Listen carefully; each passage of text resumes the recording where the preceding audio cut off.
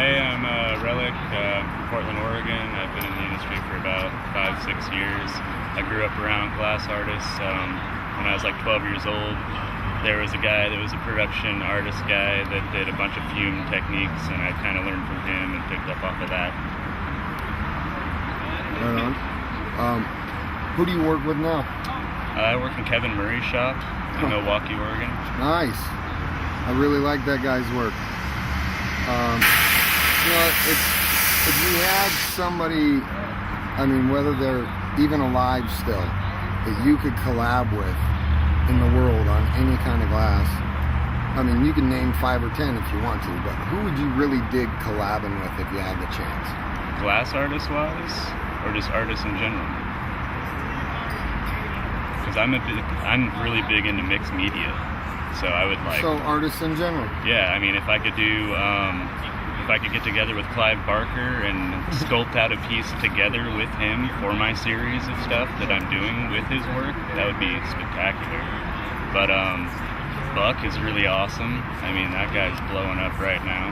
I really like Bufo. He's an up-and-coming kid. I think that we could collab together really well. Snick and Salt and all those kids got their style pretty much underway, so I don't think, I'd be able to join that circle, but Merc definitely, and yeah. So, is there anything that you really like to make out of glass that you just don't make very often? Or like when you make it, it gets sold 2 days after you make it and you kind of forget about it, but you enjoyed making it and you just don't make it very often. Like for me, it's goblets. Every time I do a goblet, it's gone and I forget and don't do another one for like a month. So is there anything you can think of like that? Yeah, I was doing glass chain work actually for demos at galleries, and they would sell right off the table as I'm making them. And I would do like 5 links at a time and then connect the 5 links as they're cold. And the 5 links would be sold before I'd have another 5 links to connect to those 5 links. So it was like, and then after a while, it was like, I forgot that I was even making those and like had to reteach myself how to make the glass chain. It was silly. So I really like doing stuff like that. Right on. Who are a few people in the industry that you admired, like before you even got into it, or as you were starting to get into it, that whether they had anything to do with how you thought about your own style that you have now? Who are a few people, say 5 years ago, that you admired their work so much it drove you to do your own shit completely different, but that shit was so sick that you were like, I gotta get in the shop? Any thoughts on that? Marcel's stuff. When I was first starting out, I was just doing sculpting. I never did tube work for probably the first year, and his octopuses were amazing. A lot of just sculpture stuff in general, and marbles. I love people that do marbles. These Japanese artists, they're pulling some stuff that is unheard of out here. It's crazy. And like Galaxy marbles, doing stuff with opals and fume work is like gorgeous, and I don't do any of that stuff really anymore. So I'm with you on that. Yeah. Last thing, look in the camera and tell me what you got to say to your fans or your future fans. Wow, now that might see this. Thank you for enjoying my work. Keep following me on Facebook, I guess. I upload pictures all the time. If you have any requests, drop me a line. And thank you very much for all your support. Seriously, like, I live off of my work. I pay all my bills. You're feeding my dog. You're feeding my family. So thank you. God bless you. I'm not religious, but I love saying God bless you. It's kind of weird in this industry. Right on. Mike Philpott, live in Eugene, Oregon now.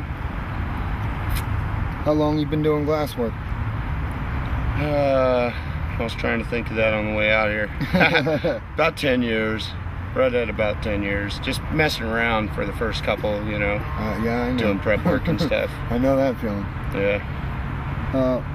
What or who got you into Boro Torchwork? Did you do any other kind of glass work before Torchwork? I was an auto glass technician and broke my arm, tore a bunch of ligaments, crushed all the cartilage and stuff in my right wrist, and Doctor was like, you can never do that again. I was stressed, and Rex Trim was a good friend of my wife and I's, and he was like, why don't you come do prep work for me? You can do it left-handed, you know. So I did wrap and rake and little hobnail tipped preps for him for a few months, and then he split back to Philly, and I just kind of went from there, you know. Couldn't do nothing else. Right on. Who are a few people in the industry that you admired when you were starting out and you were just like, that's sick? And not, I mean, I don't personally look at stuff and be like, oh, I want to do something like that, but because that was so sick, it makes me want to go out in the shop and make something sicker than I made yesterday. Yeah. Who are a couple people that you kind of admired their work? You know, I'd probably have to say, starting off. like Rex Trim made really nice hand pipes, and my biggest interest was making a living, you know, like what am I gonna do if I can't support my family with a broken arm, you know? So I was like, what can I make money on? So I mean, I was kind of drawn to production, but I'm not a production guy, you know, like I wanted to express myself. So I'd say Marcel and Ham were big influence, good friends, you know, willing to tell me anything I wanted to know. And so I mean, I kind of just drew to them, you know. Is there anything in glass that you don't make very often, but every time you do, you're like, that's fucking sick, I should make more of those, but it's like sells so quick or something, you forget about it and you don't make another one for like a month? Yeah. Is there anything like that you can think of? Yeah, I did some little pocket hammers for a while, just little ones, little coil potted, you know, nice handpiece, fit in your pocket.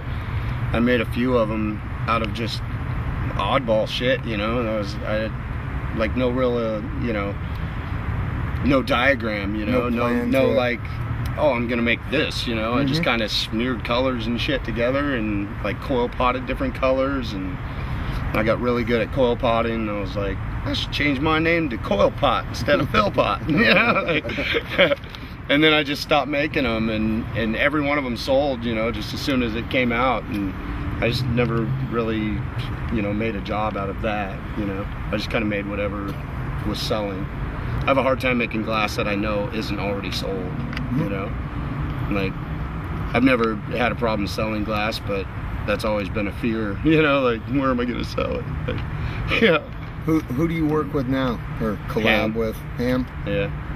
And yeah. He just kind of took me from pipes to lathe work, you know. Right on. Yeah. Pipes were killing my arms. I was like, I don't know how long I'm gonna be able to do this, and he was like, you should be a lathe worker. I was like, I don't know how, you know. He's like, I'll show you right now. He walked me through a bong on the lathe and he goes, there you go, do that. I was like, okay, you know, this is a big scary piece of equipment. Like, I've never worked on one of these, I've never done any of this, and I just did exactly what he did and made a $125 bong. He was like, I don't understand why you're not a lathe worker. I was like, because I don't know how. He's like, you just did it. I'm like, you are a lathe worker, and I've been a lathe worker ever since. So to your fans that might see this, or your future fans that might hear about you more because of this, what do you got to say to them? Have fun with it, you know. When you make it like a job, it starts to suck. It's great life. I love it, you know. I get to do whatever I want, whenever I want, and as long as I do what I gotta do, I keep getting to do what I want to do, you know. So I mean, have fun with it. Don't stress out, you know. And if you, like Ham says, if you can't stand the gut-wrenching disappointment, get the hell out of the glass shop. Well, you know. If a $1,000 piece drops on the floor, don't sweat it, you know. It's glass. It's gonna happen. Gotta move forward. Yeah. You keep worrying about all the That's stuff really hard behind for you. me. I break one little thing, I'm like devastated. Ham's like, what? Like, you just watched me drop $500 on the floor. Here, have some, you know, and I'll throw a piece of glass in my hair. Like, here, have some of this $500 bill, you know, whiner. You just get back on and do it again, you know. Yeah. Yeah. What happened? What went wrong? All right, don't do that again. Is Marble Slinger. I'm from Philadelphia, Pennsylvania. How long you been doing glass work? I've been doing it since 1997. And what or who got you into doing like boro torch work? Did you ever do any kind of glass before? No, I never even thought about doing glass before, but I had a couple friends that were starting to make glass pipes in the mid-90s, and I started selling their pipes actually at fish shows and to like friends at college and stuff. And one of my friends one day just actually asked me if I wanted to get on his torch and try it out, and after that it slowly evolved to me starting to do it. And after about 2 months of doing it, I was making a living. Who are a few people, like glass blowers, that you saw a bunch of their work and it just kind of inspired you to do something sicker? Well, I definitely come from a particular family tree of blowers. The glass blowers that got me started was a particular group of guys that actually were definitely largely responsible for influencing the like progression of like what we call heady glass blowing today. A guy named Ezra is really the first person I ever saw to get on a torch, and he very much influenced me both with his work and just as a friend to get into the medium. And he invited me to move out to Seattle in '97. I'd been blowing glass for about 6 months, and when I moved out there, I ended up working in a shop with Jason Lee and Marcel Braun and Chris Dawson, Pedro Smiley, and Ezra. And those cats in particular are the ones that actually like set me up for being a glass blower. Really, they taught me just about everything, all my foundational type stuff, and just really inspired my work. And I definitely wouldn't be doing it if it wasn't for those guys. So who do you work with, like who do you share a shop with or work with a lot at home now? I've lived a bunch of different spots in the country and have shared shop space with like a ton of different artists. Right now I'm in Philadelphia, Pennsylvania, and I work with Snick. Snick is like, his focus has been electroforming and mine's been sandblasting, and we found a really good balance of kind of bringing those two things together to create our own little new school type style. I've been in Philadelphia for about 4 years now. To your fans, what do you got to say? To my fans, I'm the most thankful for, because, you know, without people collecting and appreciating the work and without having an audience, you know, I wouldn't be doing what I'm doing. So I'm incredibly thankful, because I'm just, you know, I'm blessed to be able to live the life I have and to be able to express myself, and making pipes and doing art and stuff is, you know, all I really want to do. And so to have people that support me and just, you know, putting a smile on people's faces is pretty much like the best job you can have, and that's pretty much, I feel like, what my job is. So, you know, incredibly thankful. Any special thanks to friends that help you like get through this that you haven't mentioned? Oh God, I don't know. Really, this whole community, it's like, you know, no one, you know, everyone's an individual and everyone has their own style and their own place in the community, but without the community as a whole, I feel like none of these individuals would really flourish the way they do. So I'd have to really just give a shout out to like every single person out there who's doing it, from, you know, people who are the veterans from like Bob Snodgrass to like, you know, people like Abe Fleischman putting out the color to, you know, just every single person out there like sweating it out in their shops and making their work and trying to refine it and being proud of it, you know, like people making spoons, just like, you know, every single person out there is like a part of this matrix or this kind of like web of people, and without any of them, I don't feel like I exist myself either. So really, like the whole community, you know, without the community, I definitely wouldn't be doing this. So Well, right on. Thanks for the interview. Thank you.